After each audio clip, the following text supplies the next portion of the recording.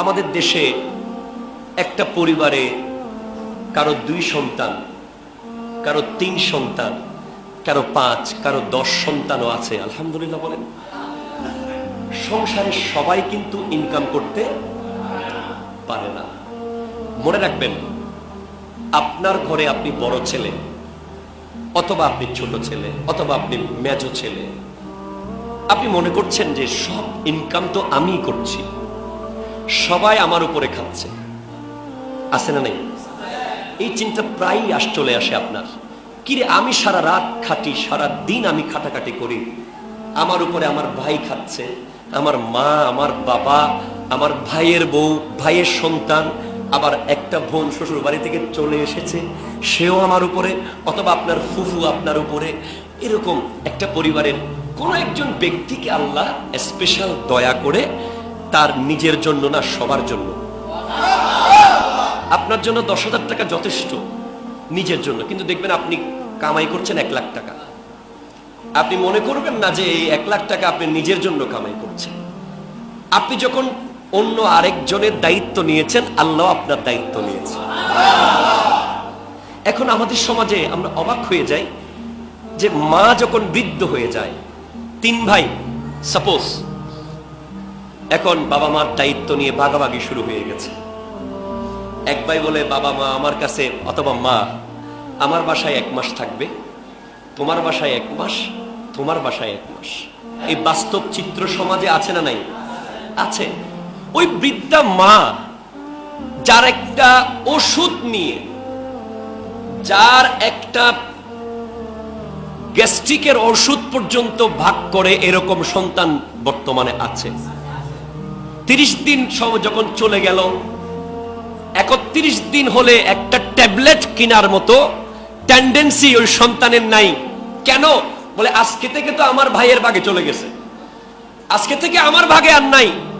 মাকে নিয়ে ভাগাভাগি সমাজে। চিন্তা করে, আমি কেন করব, আমার কেন দায়িত্ব হবে, শুধু আমি কেন টাকা কামাবো শুধু? তুমি তো বুঝতেছো না, তোমার টাকা দিয়ে সবাই খাচ্ছে, মানে আল্লাহ তোমাকে দয়া করতেছে। কথা জোরে বলেন না, ঠিক কিনা? তোমার ইনকামের উপরে তোমার ভাই চলতেছে, তোমার ইনকামের উপরে তোমার বোন চলতেছে, তোমার ইনকামের উপরে তোমার মা বাবা চলতেছে। তোমার উচিত তাদেরকে হাতে পায়ে ধরে বলা, ভাই রে, দয়া করে আমাকে ছেড়ে যাইস না, আমি না খেয়ে তোকে খাওয়াবো। বোন রে, আমাকে ছেড়ে যাইস না, আমি না খেয়ে তোকে খাওয়াবো। তাদেরকে বুঝতে দেওয়া যাবে না যে তারা তোমার দয়ার মধ্যে আছে। তাদেরকে বোঝাতে হবে তারা তোমার ইনকাম থেকে খেয়ে তোমাকে দয়া করতেছে। একটু জোরে কথা বলেন না, ঠিক কিনা? তোমার টেন্ডেন্সি থাকতে হবে, আমাদের মানসিকতা থাকতে হবে। কুদসির মধ্যে বলা হচ্ছে, ওয়াজাবাত মুহাব্বতি। আল্লাহ বলছেন আমার ভালোবাসা অপরিহার্য হয়ে যায়। আপনারা বুঝবেন, আল্লাহ বলছেন আমার ভালোবাসা। কার ভালোবাসা? কার কার কার? ওয়াজিব, অপরিহার্য। আমার ভালোবাসা, আমি আল্লাহর ভালোবাসা ওই সমস্ত ব্যক্তির জন্য অপরিহার্য হয়ে যায়, ওয়াল মুতাবাজিলিনা ফিয়া, খরচ করে, একে অপরের জন্য খরচ করে। কার জন্য? বলেন না, কার জন্য? কার জন্য? আল্লাহর জন্য। আল্লাহর জন্য খরচ করে, তার জন্য আল্লাহর ভালোবাসা অপরিহার্য হয়ে যাবে। তাহলে আজকের পর থেকে কি মনের মধ্যে আসবে সেটা? একটু কথা বলেন, আসবে? আসবে? মনে মনে এটা যেন কখনো না আসে। আপনার ওয়াইফ আপনাকে হয়তো বলতে পারে, তুমি সারা রাত খাটো, তোমার ছোট ভাই তোমার টাকায় খায়, তুমি সারা দিন শুধু খাটো, তোমার ভাই বেকার। হ্যাঁ, তাকে আপনি কাজের জন্য চেষ্টা করবেন, কিন্তু অপমান করবেন না, কারণ সেও কিন্তু আল্লাহর বান্দা। আপনার বাসায় একজন ফুফু হয়তো চলে এসেছে, স্বামীর সংসার থেকে চলে আসতে হয়েছে, কিংবা আপনার একটা বোনকে চলে আসতে হয়েছে। মনে রাখবেন, সেও কিন্তু আল্লাহর বান্দিনী কিংবা আল্লাহর বান্দা।